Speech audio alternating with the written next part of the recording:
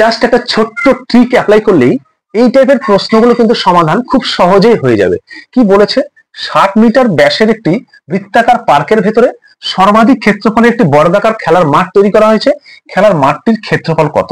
তাহলে এখানে কি করেছি আমরা এখানে একটা বৃত্তাকার পার্ক আছে, এই বৃত্তাকার পার্কের ভেতরে আমরা একটা বর্গাকার মাঠ তৈরি করেছি, এইরকম তৈরি করেছি। আমার কি দেওয়া আছে, আমার দেওয়া আছে এই যে বৃত্তাকার পার্ক, সেই পার্কটার ব্যাস দেওয়া আছে।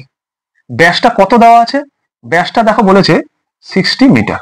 আমাকে বলেছে এই যে বর্গাকার মাঠটা তৈরি করেছি, সেই মাঠটার ক্ষেত্রফল কত, মানে এই পোর্শনটা ক্ষেত্রফল কত। তোমরা সবসময় মনে রাখবে, যখন বৃত্তাকার ক্ষেত্রের মধ্যে বর্গাকার ক্ষেত্র থাকবে, সেই বর্গাকার ক্ষেত্রটার ক্ষেত্রফল হবে বৃত্তের ব্যাসের স্কোয়ার, বৃত্তের ব্যাসের স্কোয়ার বাই 2। মানে বৃত্তের ব্যাসকে তুমি 2 বার গুণ করে দেবে। তাহলে ব্যাস কত আছে? 60 ইন্টু 60 বাই 2। মিটার আছে, তাহলে মিটার স্কোয়ার।